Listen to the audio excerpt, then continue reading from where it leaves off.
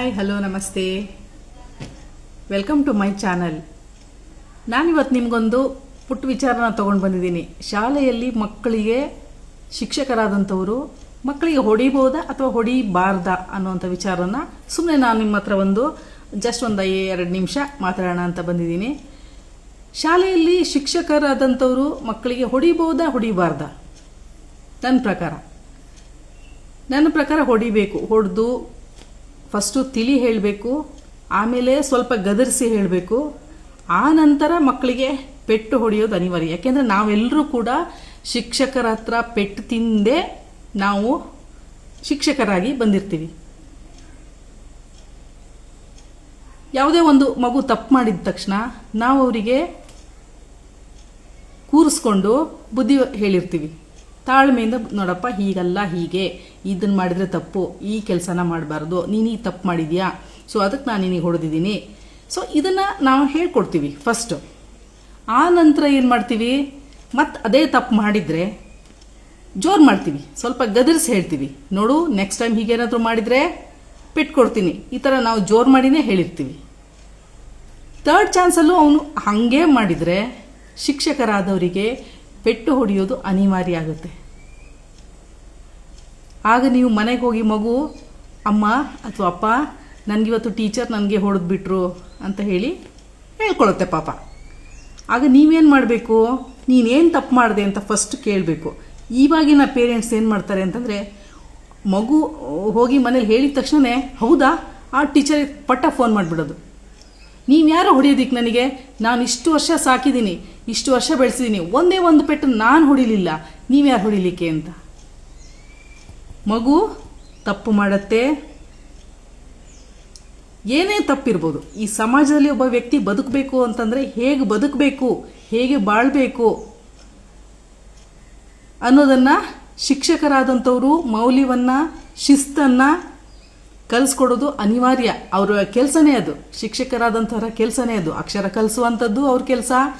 ಹಾಗೆಯೇ ತಾಳ್ಮೆ, ಹಾಗೆ ಪ್ರೀತಿಯಿಂದ ಜೀವನ ಮಾಡುವಂಥದ್ದು, ಹಾಗೆಯೇ ಸಮಾಜದಲ್ಲಿ ಒಬ್ಬ ಸಭ್ಯ ವ್ಯಕ್ತಿ ಹೇಗಿರ್ತಾನೆ ಅದು ಹೇಗಿರಬೇಕು ಅನ್ನೋದನ್ನ ಹೇಳ್ಕೊಡುವಂಥದ್ದು ಎಲ್ಲದೂ ಕೂಡ ಶಿಕ್ಷಕನ ಕರ್ತವ್ಯ.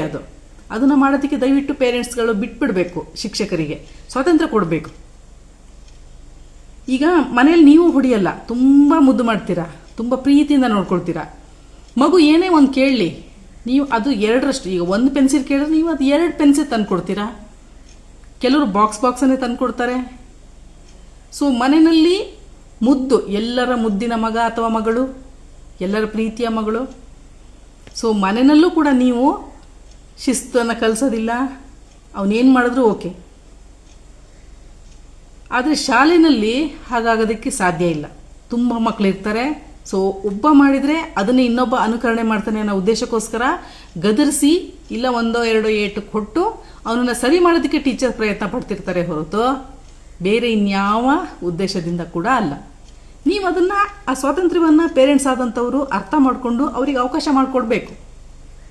ಹಾಗಾದಾಗ ನಿಮ್ಮ ಮಗು ಮುಂದೆ ಒಂದು ದೊಡ್ಡವನಾದಾಗ ಅಥವಾ ಒಬ್ಬ ಒಳ್ಳೆ ವ್ಯಕ್ತಿಯಾಗಿ ಹೊರಹೊಮ್ಮಿದಾಗ, ಸೊ ಆ ಟೀಚರ್ಸ್ ನನಗೆ ಹೀಗೆ ಕಲಿಸಿದ್ರು ಅಂತ ಹೇಳಿಬಿಟ್ಟು ಹೇಳ್ತಾನೆ.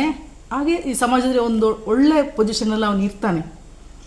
ನೀವು ಹೇಳಲಿಲ್ಲ, ನೀವು ಸಂಯಮ ಕಳಿಸ್ಲಿಲ್ಲ, ನೀವು ಪ್ರೀತಿ ವಿಶ್ವಾಸನ ಸಮಾಜದಲ್ಲಿ ಹೇಗೆ ಹಂಚಬೇಕು ಅನ್ನೋದು ಹೇಳ್ಕೊಡ್ಲಿಲ್ಲ, ಸಮಾಜದಲ್ಲಿ ಹೇಗೆ ಬಾಳಬೇಕು ಅನ್ನೋದು ಗೊತ್ತಿಲ್ಲ, ಘನತೆ ಅಂದ್ರೆ ಏನು, ಗೌರವ ಅಂದ್ರೆ ಏನು, ಪ್ರೀತಿ ವಿಶ್ವಾಸ ಅಂದ್ರೆ, ಸ್ನೇಹ ಅಂದ್ರೆ ಏನು, ಈ ಮೌಲ್ಯಗಳನ್ನು ನೀವು ಕಲಿಸ್ಲಿಲ್ಲ. ಸೊ ಶಾಲೆಯಲ್ಲಿ ಶಿಕ್ಷಕರು 2nd ಮದರ್ ಅಂತೆ.